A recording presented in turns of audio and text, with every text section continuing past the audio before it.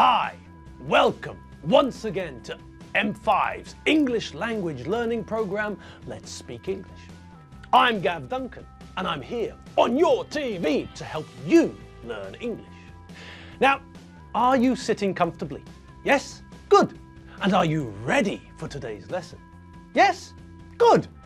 Okay, well, let's learn English together.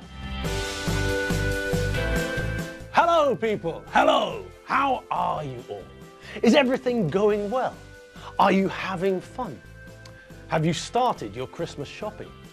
Have you finished your Christmas shopping? And no, don't ask me. I'm nowhere near to being ready. This year, as usual, I think my Christmas shopping is going to be chaotic and full of tension. Just like the Benchfield's shopping saga.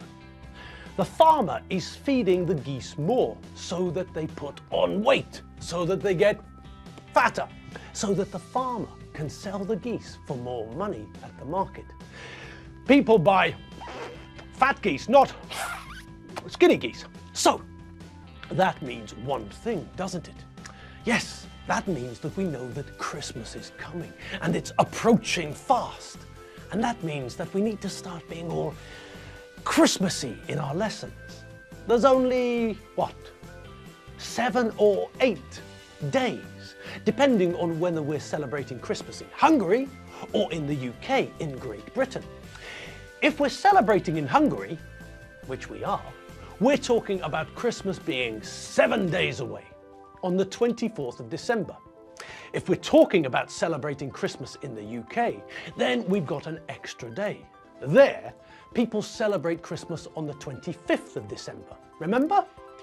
So, let's see how far we get. First, some vocabulary from a few lessons ago, and then it's time to start the Christmas season. So, first things first, let's all have a butcher's at the vocabulary I'm talking about. Oh, but hang on, there's another word that we've seen before, but I don't think we ever talked about it. Butchers. Now, we all know what a butcher is, don't we? Yes. When we're talking about butchers, then we know that we're talking about meat, don't we? Yes. Now, think about meat. Yes, that's meat.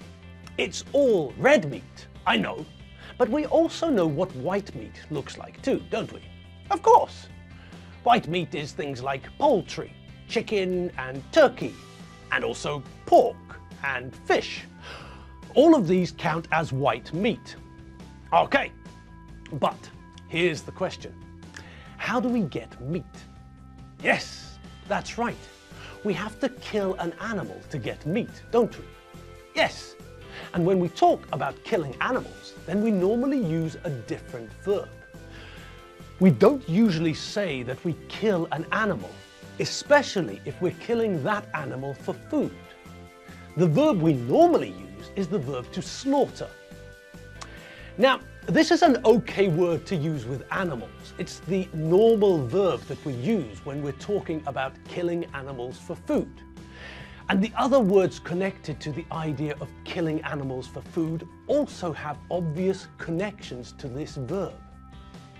The place where animals are killed is an abattoir to the British, or alternatively, a slaughterhouse. The person who does the job is a slaughterman. Now, we sometimes hear the verb slaughter used with animals in a slightly different way. Sometimes we also hear the verb being used to talk about killing people. In cases like these, if we're using the verb to slaughter with animals but not for food, or with people, with humans, it's slightly different. In that case, if I, for example, talk about slaughtering people, then the idea is that these people were killed or are being killed in a horrible way, normally in large numbers. We often hear on the news about unarmed civilians being slaughtered in countries where there's a war taking place, for example. So, the basic rule is this. You slaughter when we're talking about animals being killed for food. That's it. If slaughter is used to talk about other things, like killing people or killing animals in large numbers, but not for food, then it's not a very positive verb. Still, I suppose that if we ask the sheep, cows, goats, chickens and other animals how they feel about it, they've probably got a different opinion anyway. All right, so we need to get back to the butcher. Now, as we've just learned, the man who kills the animals is the slaughterman. That man who works in the abattoir, he's the slaughterman. Now, in the abattoir, the animals are killed and their bodies are cut into pieces, big pieces. And then the meat is ready to go to the butcher. And did you notice that change? When the animal dies, it becomes meat.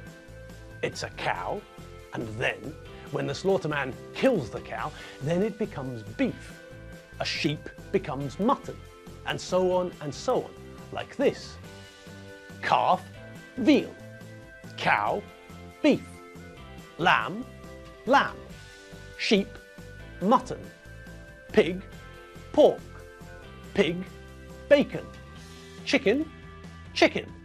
Turkey, turkey. Goose, goose. Duck, duck. Now, can you see anything strange about that list? Yes, that's right. Most of the names of the meat we get from animals are different from the names we use for the animals, but some of them are the same. We get lamb from a lamb. We get chicken from chickens, duck from ducks, goose from geese, and turkey from turkeys. Also, pigs provide us with two types of meat. They give us pork, and they also give us bacon. Now, I don't really understand this, but I had a look in my cookery book. It's a pretty old book. It's from 1966. But have a look at the bit which talks about pigs. So, I'm slightly confused, but that's okay. Now, where were we? Yes, the butcher. The slaughterman, or men, cut the meat into big pieces, and this meat is then delivered to the butcher. The butcher also cuts meat, but the butcher's work is more precise. The butcher takes a big piece of meat and cuts it into different cuts of meat. So, for example, he takes a big piece of dead cow and cuts it into different steaks or some other cuts of meat. That's the difference.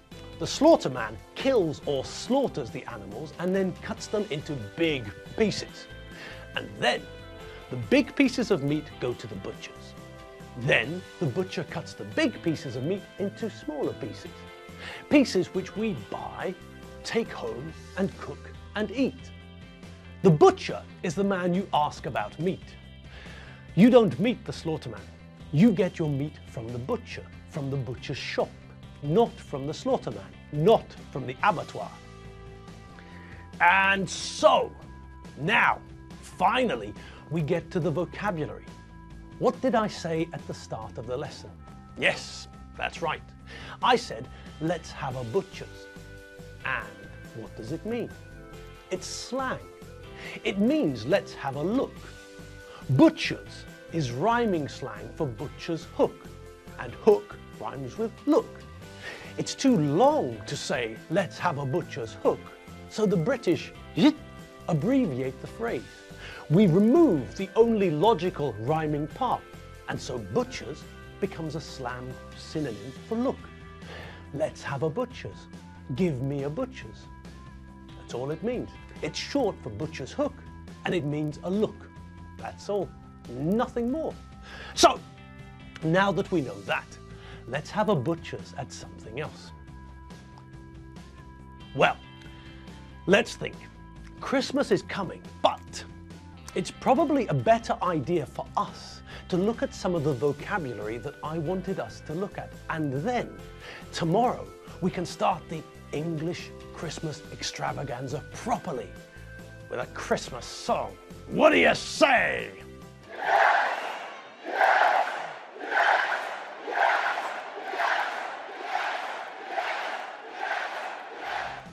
Now, one thing we need to look at.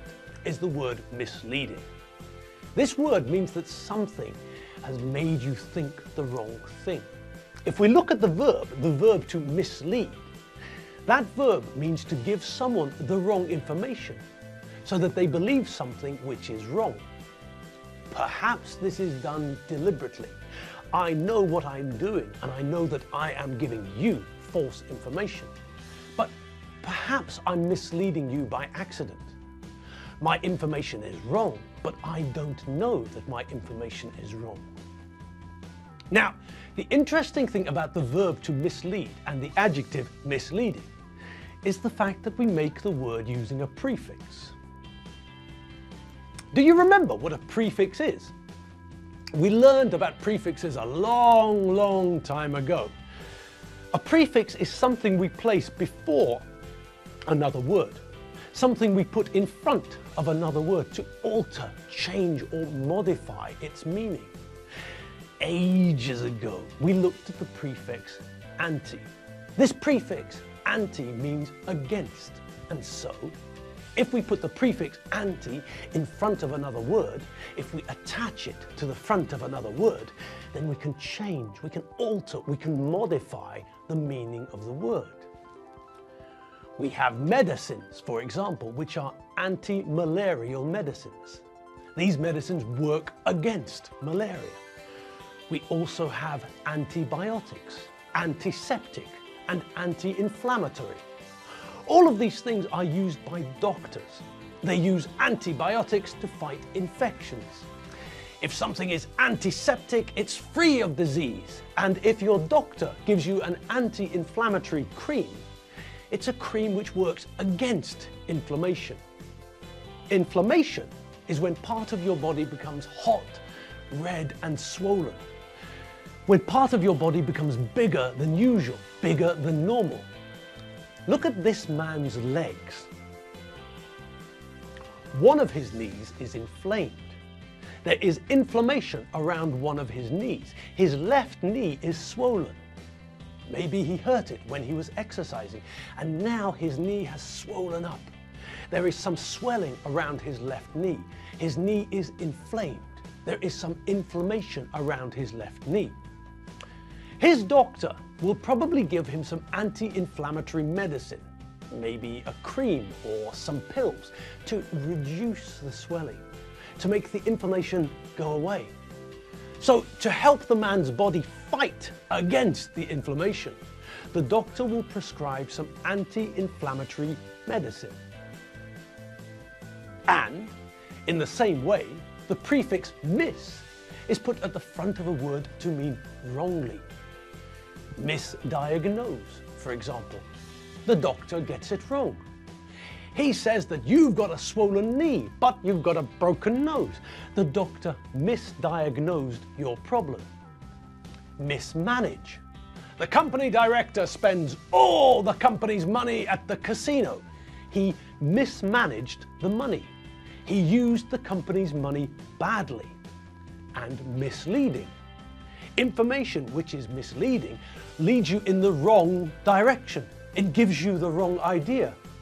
The geese are getting fat, but it's not because they're eating more pizza than usual. It's because the farmer is fattening them up.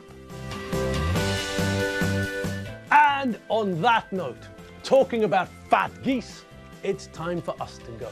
Yes, the lesson has come to an end, and it's time for us to go home, have a quick shower, and then rush out into the city to get some Christmas shopping done.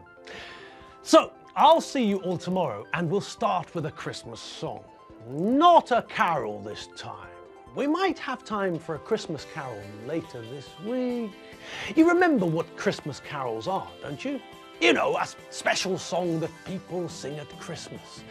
Last year, we looked at the Christmas carol, The 12 Days of Christmas. But tomorrow, we're going to look at something else. All right, have fun, have fun, have fun, and don't get stressed in the shops. I'll see you all later. And if you need to relax with some English, always remember www.mediaclick.hu. See you later. Bye.